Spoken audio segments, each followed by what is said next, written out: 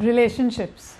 So when you're in a relationship, there are normally 4 phases that you go through. The first phase is the honeymoon phase, where everything is hunky-dory.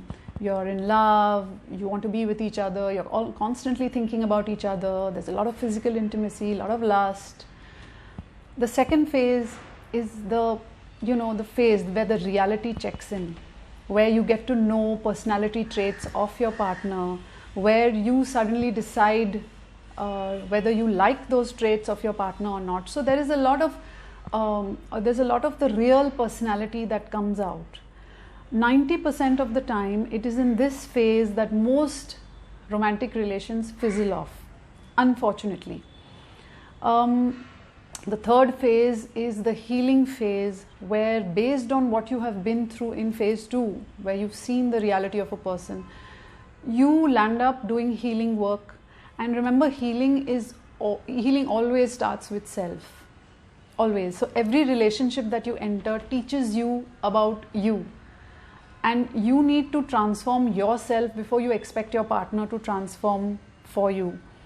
And it is such an important phase where if you seek external help in terms of counseling or in terms of couple therapy, it will benefit the relationship tremendously.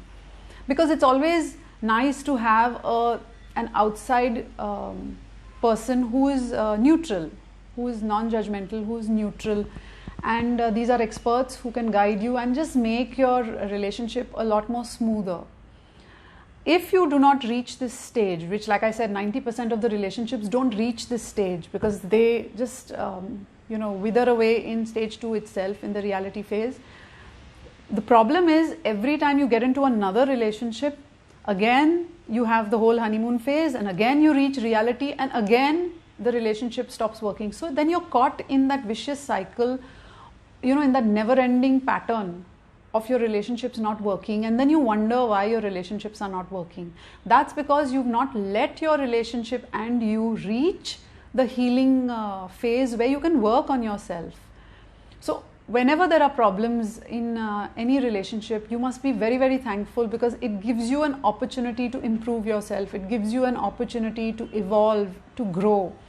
And according to me, that is most important in a relationship. I mean, how much sex can you have? Ultimately, it's going to be about companionship. It's going to be about friendship. It's going to be about the conversations that you have. It's also very important to set boundaries in a relationship. And all that happens in this healing phase, where you decide what your boundaries are. You decide what a deal breaker is for you. You decide what is non-negotiable for you. So when you lay it all on the table, it becomes a lot more easier to understand each other. Also, it's very, very important here to note that each person has their own time. So if one partner is lagging behind, it doesn't mean that one partner is doesn't care. It just means that he or she is taking their own time. But you have to be thankful that at least they agreed to make that effort to seek help. That effort is very important. And when a couple reaches this healing phase, you know for sure that, okay, my partner has agreed to healing, so you know that there's a sense of commitment there to the relationship, towards the relationship. You can feel that despite all the problems, this person is making the effort to sort issues out. And I think these are the points that are so, so important in a relationship.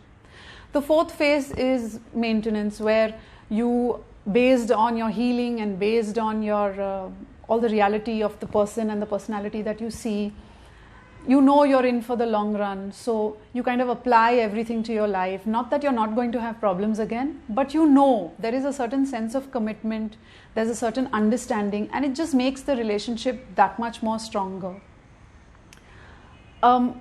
See which phase you are dealing with if you are in a relationship. And I urge family members and I urge couples that it's never too early to seek counseling or to seek couples therapy. I mean, the earlier the better. It's always great to detect a problem earlier rather than later, rather than wait for damage to be done and then you decide that you want to seek help. So, and I think families also should be very, very invested in therapy. And therapy could be romantic couples, therapy could be in between, family members. It's okay to seek help because you're surrounded by help. Help is all around you. You do not have to go through unnecessary problems and trauma just to feed your ego. So give it a shot.